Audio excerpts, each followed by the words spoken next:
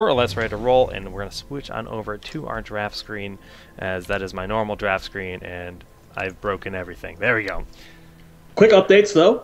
2R Gilead did beat Chaos Ooh. Latin Gamers.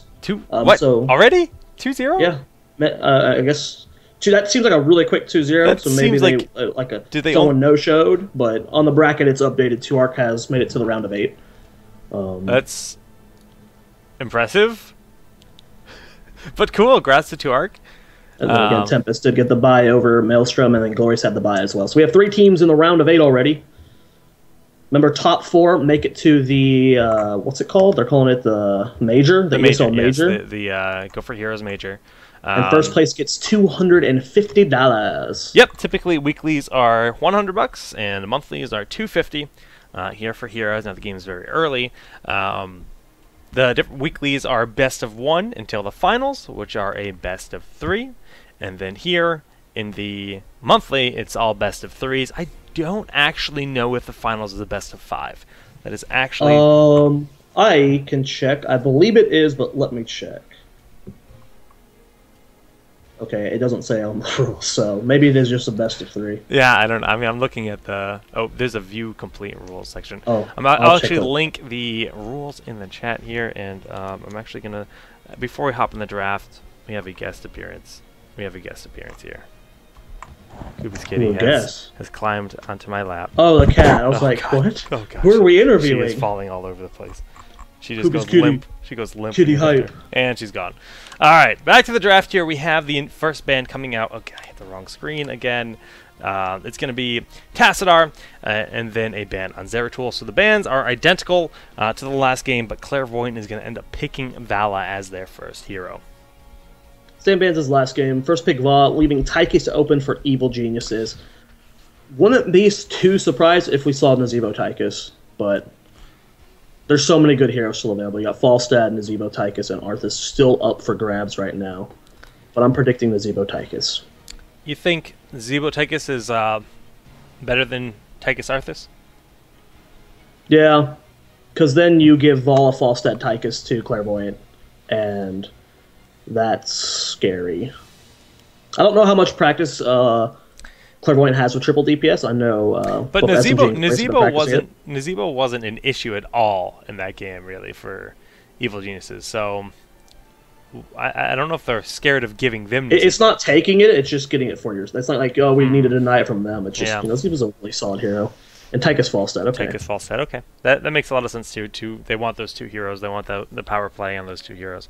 So there's a really high chance that we'll see Nazebo on the side of Clairvoyant. Yeah, Nazebo, Arthas are still up for grabs, but again, it all just comes down to. I mean, you have to look at EG again. They are playing with two non-permanent members. Mookie Paint's been playing with them for a while, but they forced LZ to play support, so that maybe had put any impact on their draft. But as we saw last game, the draft was pretty standard, so I think LZ is comfortable on most supports.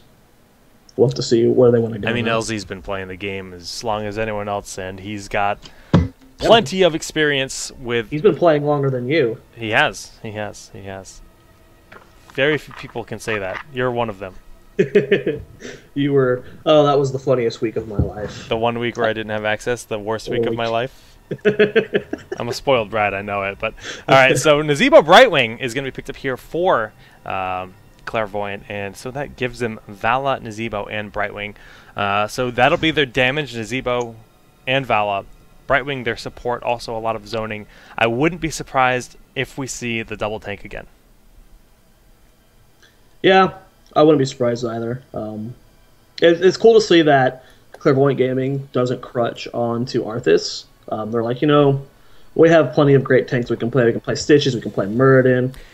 With Muradin's current health regen, it changes the tank tier list so much, because Muradin goes from being unviable to like on par with his viability with the other tanks, honestly. So it does Stitch is Abathur. I don't know how I feel about that. I mean, Abathur's not bad now. It's just not something we see picked very often, and it's not a pick that you see... Like, I don't think it's a pick that you need to pick now. I get the idea of Abathur in this map.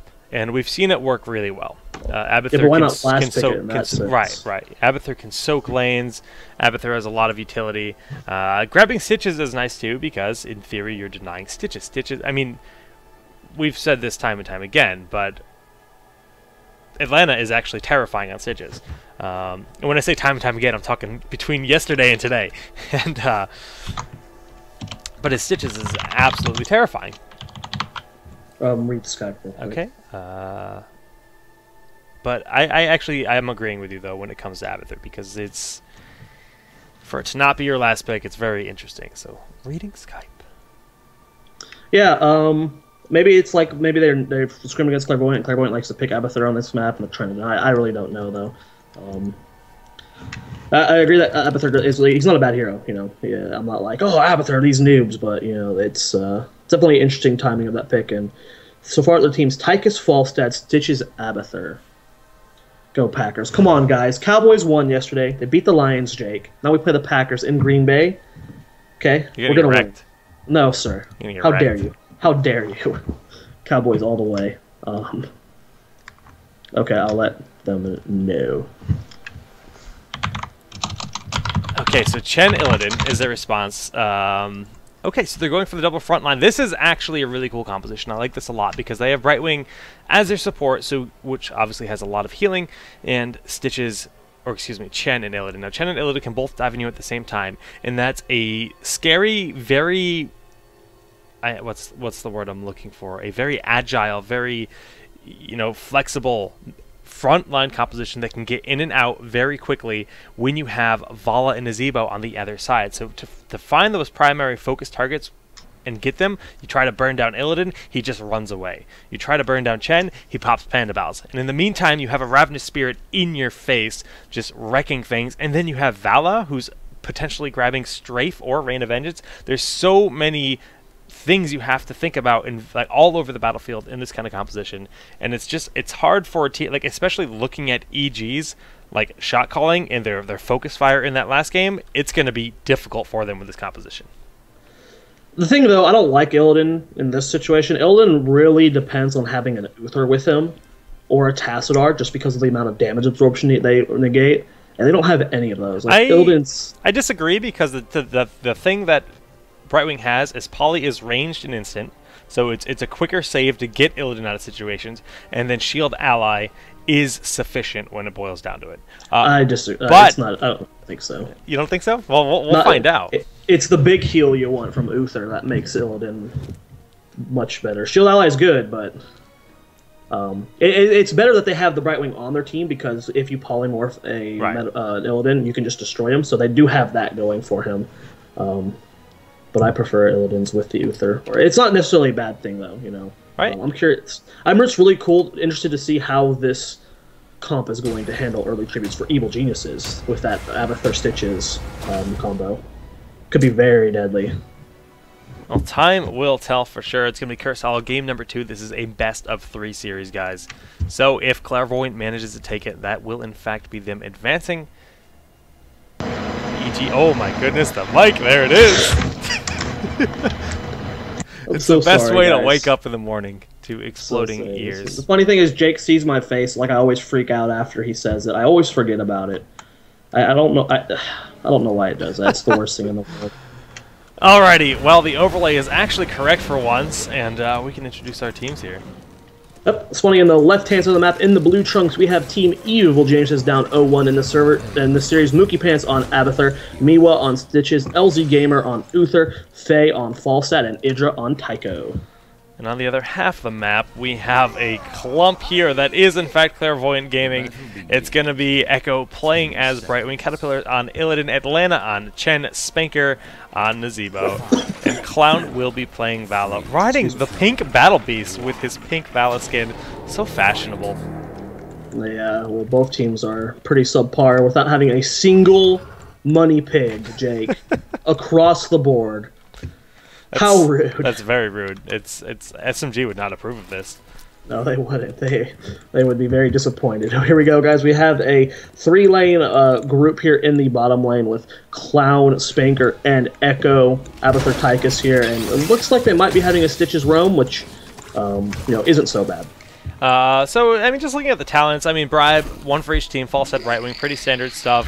Death Ritual for Nazebo, and if we look at, I mean, Deadly Strikes is, it's like a 50-50. You either get Deadly Strikes or you either get, I believe it's called something Keg. It's the extra duration on the slow. Those are the two options that we tend to see coming out of a Chen there. So, cool to see that, and Stitches likely will be running a Slam build, grabbing Heavy Slam level 1. Have to keep an eye on how these lanes react to the curses. It's kind of split right now in the teams. Some teams like to just go for the full-on 3-lane soaks and 1 to 2 people delay the first tribute. Some people like to commit more than that. We'll have to see how they want to react based off their compositions, who they want to send where. And yeah, Clairvoyant getting really aggressive in the bottom lane. Just look already that tower is at half health. But just to note that there will be a Mule on the side of Evil Geniuses when they have Abathur. So there's almost no chance that he won't grab Mule, especially on a map like this, and they're going to try to mitigate this kind of pressure that we're seeing very early. So Clairvoyant has kind of the fire under their feet to get a kill on the tower before Mule is grabbed. If you see, this push is doing pretty well for Clairvoyant Gaming, as one of the towers is already halfway down, and both are pretty low on mana with that zombie wall. They get that tower so very low. Next push, they should be able to get that tower, and the push will be here before the tribute. So getting that tower this early is a pretty big advantage for Clairvoyant, getting that nice 400 experience chunk. So we got 1 Bribe stack available on Falstad, and for Brightwing, we also have 1 Bribe stack available, 23. So nice to be able to see that kind of stuff in the UI. It's really cool, because before we've never ever checked that information. So once again, trying to show this tower, and it does barely live. Oh my gosh! Nope, no. Nazebo poison for the win. Nazebo poison for the win indeed. Hook was there, but did not actually connect. A nice attempt. The other lanes, they're pretty static. I mean, Atlanta, LZ Gamer, unless someone rotates, no one's going to die in the middle lane. And then in the top lane, Caterpillar and Faye, both just kind of skirting around each other. We can see that there's been a very little damage done to any of the structures there whatsoever. But, a nice hook on Spanker. Tribute spawning in the top side of the map, which gives an advantage to EG in this situation. I mean, they can have Brightwing teleport up, but they can keep Stitches and Idra down here and just have Abathur Hat go in and try and support. We'll have to see if they're able to get it. Caterpillar trying to loot it. Faye with the delay. It does not look like LZ Gamer is going to go out, so they're just having Faye delay, and they're going to keep that 3-lane soak happening. And it got them caught up. They've lost the tower, and now they're even on experience because of that. Yeah, so it's a nice small victory. They did, like you said, caught up in levels, but not only did Clairvoyant get that tribute, but they almost got this bottom tower as well. So without Abathur's support in the bottom lane, the push just never stopped, and the bottom tower is almost hit as well. And honestly, I wouldn't be surprised that once they take out these towers, they go to a different lane to push those towers, because really their goal with this tower push is to hit 10 first. Yeah, they desperately want 10 before that third tribute. Just so they can guarantee it. Because right now they have the advantage. They're going to they're going to be probably making an effort to get the second one, so they can have 10 for the third tribute and have a huge advantage with the curse. We do see Bribe from Falstad going down onto their Giants, going to help Faye push out that lane a bit, and the tribute is spawning on the bottom half side of the map. Now, just before the tribute, we're going to look at the talents right quick here. We see that it is going to be, in fact, a full multi-shot build out of Vala this game. Chen is going for a actually slightly more damage build. Again, he's going for the pressure point and pressure point and deadly strikes here. And just pretty standard stuff on Nazebo and Illidan. It is a 5v5 here. Faye is forced to back out. She is so low already. Meanwhile, getting caught in the zombie wall. LZ Gamer caught way up here. Polymorph does end up going down on him. Caterpillar chasing LZ. Abathur Hat is shielding him, but there we go. Stitches is going to fall. Idra has to get out of there. LZ being chased, and he is going to fall. A 2 for nothing in favor of Clairvoyant, giving them level 9. Uther Hat's going to be, or Uther Ghost's going to be able to delay this tribute for a little bit, but not in time for EG to be able to make anything out of it. Yeah, in the meantime, we got Mookie and Faye switching to the top lane to put a lot of pressure on here with these Giants that were, in fact, bribed by Falstad. So getting this is going to help them out a lot in catching up in experience, but already very close to level 10 here is Clairvoyant. Giants pushing bot lane with CG here as Echo did go and bribe those, but they are going to end up falling so close to level 10, and they're definitely getting it for this tribute, but it all comes down to whether EG will have 10. They can't not fight at this next tribute. It's a cursed tribute. They can't let Clairvoyant get that, so they have to get level 10 here. They need to be doing the best job they can of soaking experience. Yeah, sometimes we see teams that are in a situation like this that EG's in opt to like go for a boss instead of fighting for the third tribute, and it pretty much never works out for them. So I agree, it is crucial that they try to deny this curse. They have hit level 10 before the curse has spawned, or the tribute has spawned, so that's a huge victory for them to make sure they have their heroics. So we'll pull the heroics up here on the side. Yeah, but we do see everything looks pretty normal against seeing Rate of Vengeance. Meanwhile, actually getting a Gorge here though in the middle. There goes the Sun from Clown to try and save Spanker. Divine Storm does go down. Spanker's going to end up falling. A good kill there from Evil Geniuses. Now Atlanta using Panda the last possible second. He's going to be just fine. We see Caterpillar just kind of pacing around in the bush there, looking. He actually showed for just a second, so they know he's there. Hook goes out, just barely misses as he uses the evasion. That's 2 ults down for both teams going into this next tribute, and it looks like EG should be able to secure that. Not having both Panda Pals and their Nazebo in this fight is a big disadvantage, so they're just going to go ahead and give this up. Still no bosses have been taken yet from either team, though, and Idra does secure that. Counter looking like he wanted to poke, but wasn't able to get there in time. Yeah, so that's good. EG, they needed that. They needed to get that tribute. They needed to get back into this game with that. And, you know, putting it 2-1 in favor of Clairvoyant. Caterpillar looking around. Gonna find Miwa. Not really a lot he can do against the Stitches. And Miwa's just Go ahead. Both teams feeling pretty timid to take on a boss. They're going for Knights. Normally we see at least one boss attempt at this point in the game. We're 7 minutes in. Another team has even like hinted at going a boss. But both being pretty timid of that, not wanting to throw out a boss fight, because with the curses being so powerful in the early game, you really don't want to be at a disadvantage at this stage. Going into a curse.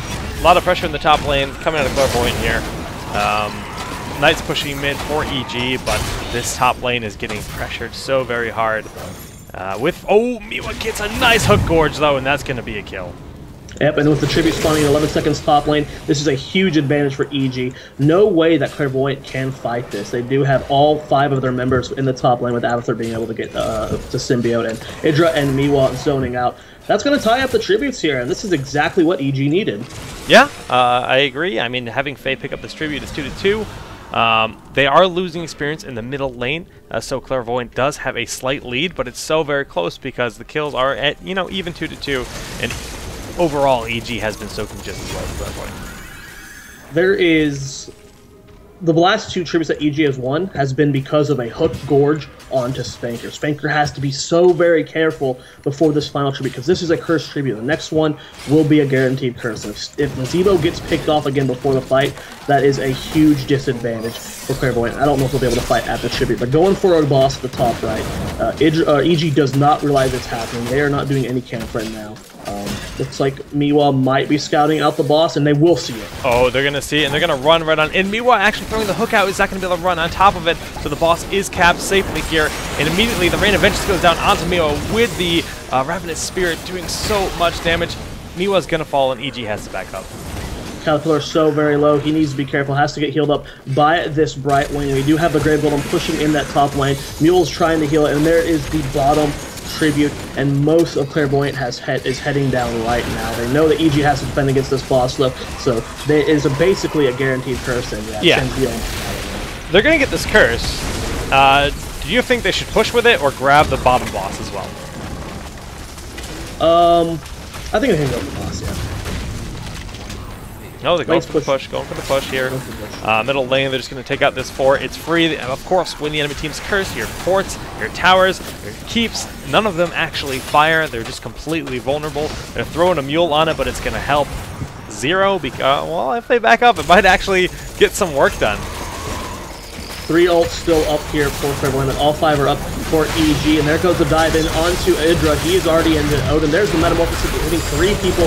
Big Divine Storm. Atlanta does get the Panda Pals, but Illidan does fall as well. Miwa being forced back out of that Polymorph. Both of the Panda Pals are almost down, and the Clown gets a big Rain of Vengeance there, but not going to secure the hook choke on Spanker, but he is going to get out of there. No follow-up from the grenade or an LZ Gamer stun. Just weren't in position for that, and A 1-for-nothing trade. Yeah, I like that Shockanaut out of Faye, because as soon as Panda Pals was popped, she just threw the Shockanaut down right on top of the Panda Pals, and you go from having the second life bar, or like 3 extra life bars, if you will, that are just completely melted away. And she hit, I believe, 1 other target as well, so it's nice to shut that kind of play out, force Chen out, and that went really well for EG. I mean, considering that was a curse, Clairvoyant got very little done with it, but they're going to try to potentially intercept this golem here.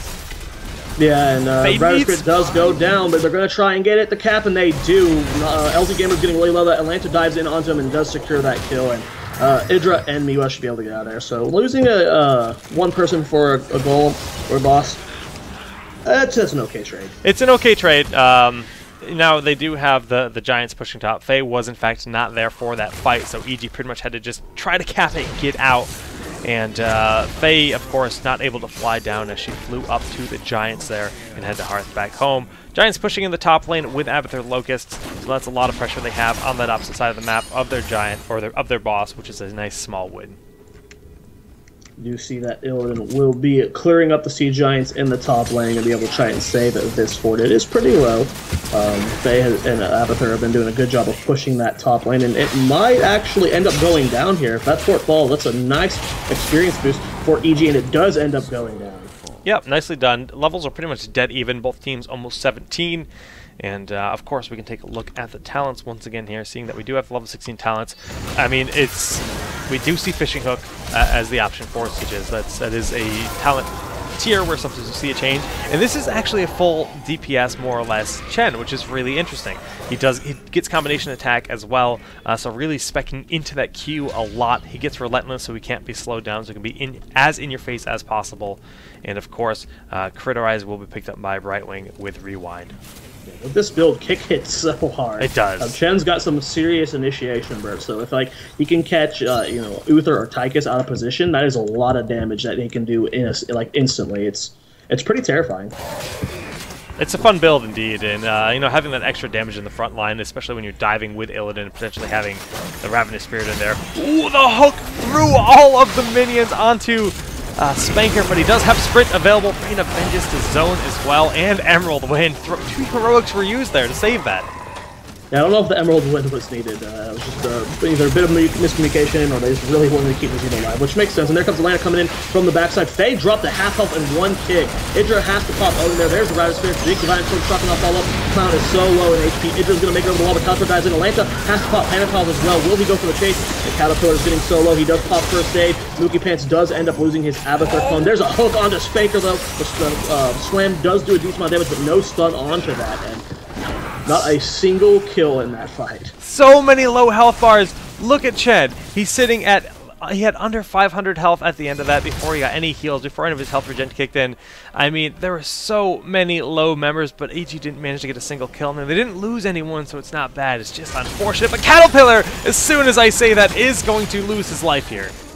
Yep, and LZ is a little bit out of position here, though. Abathur Hat is trying to save him. Someone needs to be looting this tribute. I don't know if you're going to be able to save LZ in this position. Clown zoning out Faye. It is a 4 versus 5 right now, but LZ is way too low to fight. They're going to keep going for this. They do not want to get cursed here. Atlanta, if he can get a kick onto Faye or Idra, that's so much damage done. Meanwhile, is zoning out as Stitches as well. He can't climb up, goes down. Abathur Hat trying to save him, but he is going to end up falling. Emerald Winding goes down.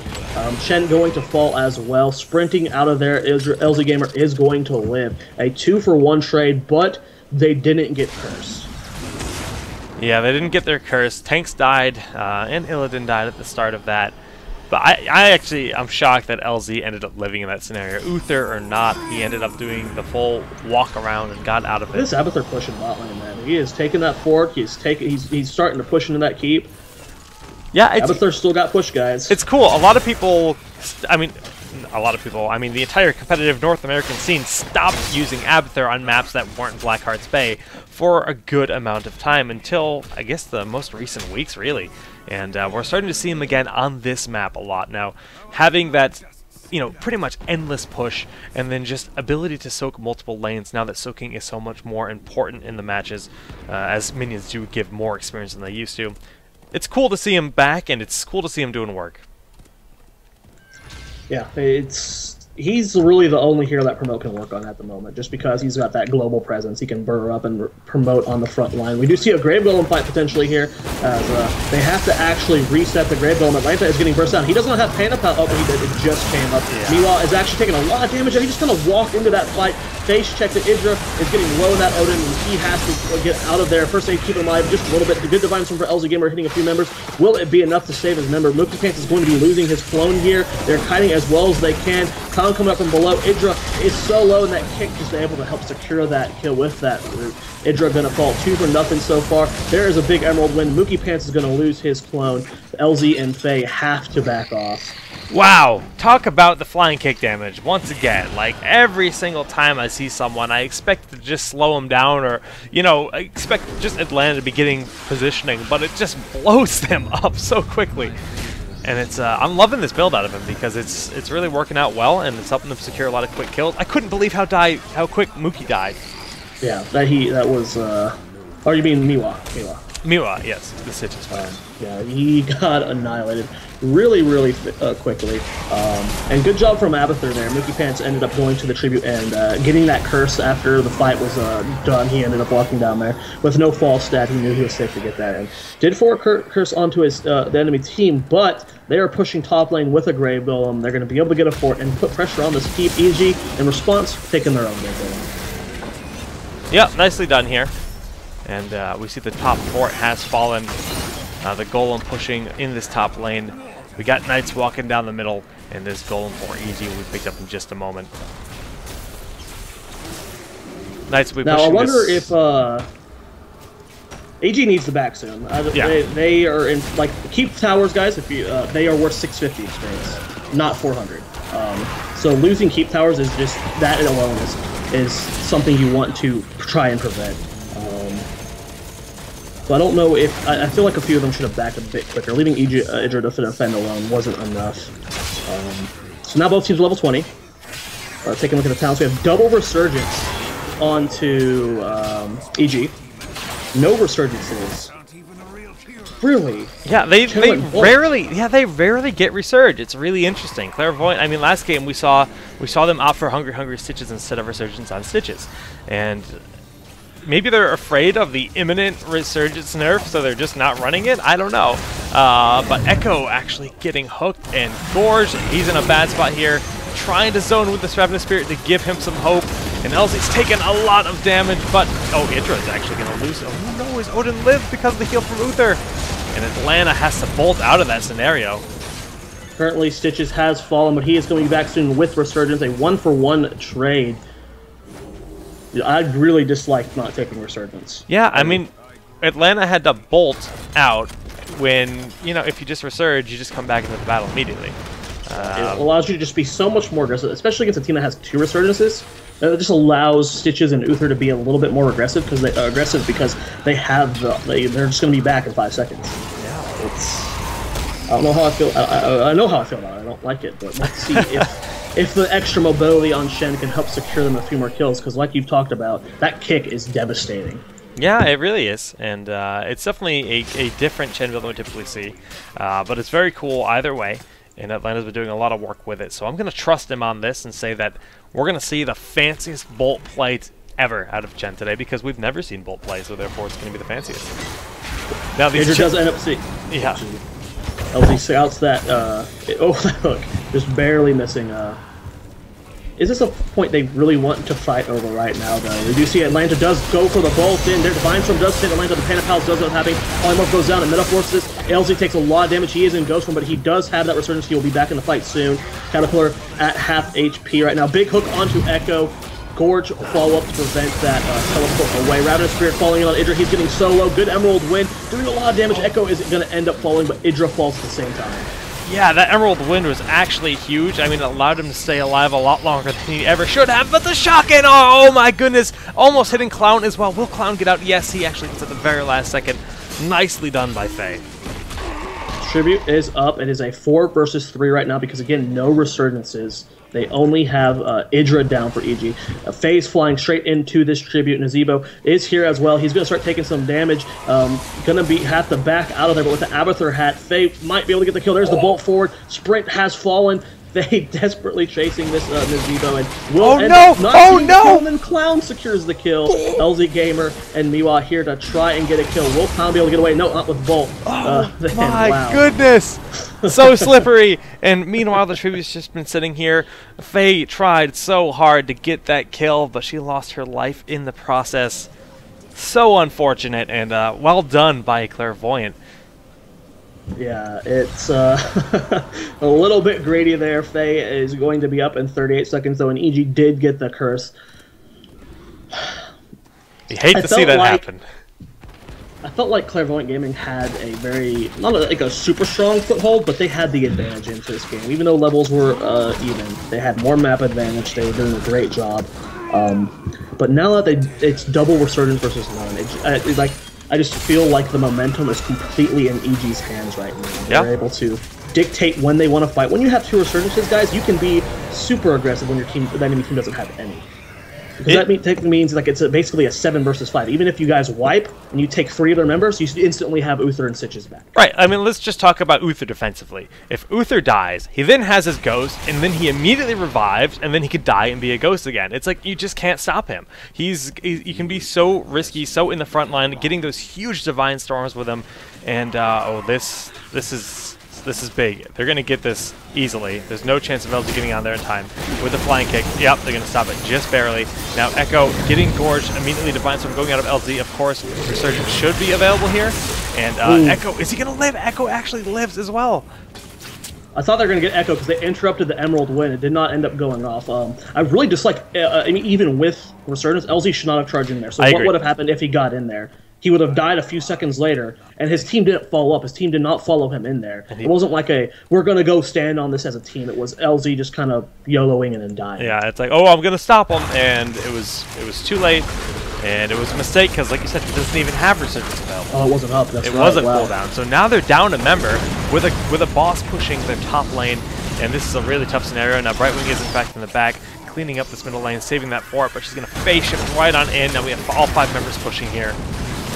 Double Odin, though, doing a lot of damage. Idra forced out of it already. Sprint has been used by Spanker, so if they can jump onto him, he's a good kill target. Hook ends up missing. Chen does end up falling. Idra is out of his Odin, taking a lot of damage. He's going to fall. Mookie Pants is going to lose his code. Faye is in full retreat. This is level 20 Ravenous Spirit. It does so much damage. Boss is starting to target the core there. Shock and Awe goes down. Does not end up killing Clown. It is a 3 versus 3, or 4 right now. Big Hook onto Echo. Don't know if they'll be able to kill him, and Caterpillar is just doing so much damage to this core with Clown. It does not look like EG is going to be able to hold. Clairvoyant Gaming is going to take the series 2-0. I just want to point out how cool it is to see the Ravenous Spirit and Metamorphosis put in the same exact spot. They find their target, and as soon as the Ravenous Spirit spawns, you see the Metamorphosis go down, and whoever is in that location just has to say, oh crap, I have to run. And it's cool to see. You know, just really well played by Clairvoyant all around. They had some really solid compositions. They played different styles. They had Ravenous both games, but they definitely, you know, went a different style. The really non-Resurgence kind of picks didn't actually make a difference in the end. In the first game, I claimed it's a confidence play, but then we saw it again in a game that was really dead even until the very end, and we saw Bolt on Chen, and that's weird.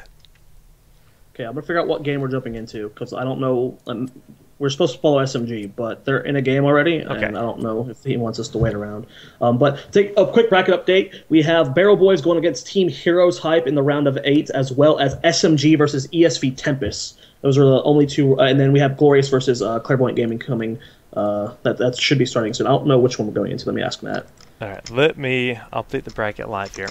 Actually, while I update the bracket, we're going to throw to a quick commercial break, guys. So we're going to figure out what game we're going to be doing next. We'll let you know as soon as we are aware of what's happening here. So stay with us. We'll be back with round number 2 very soon.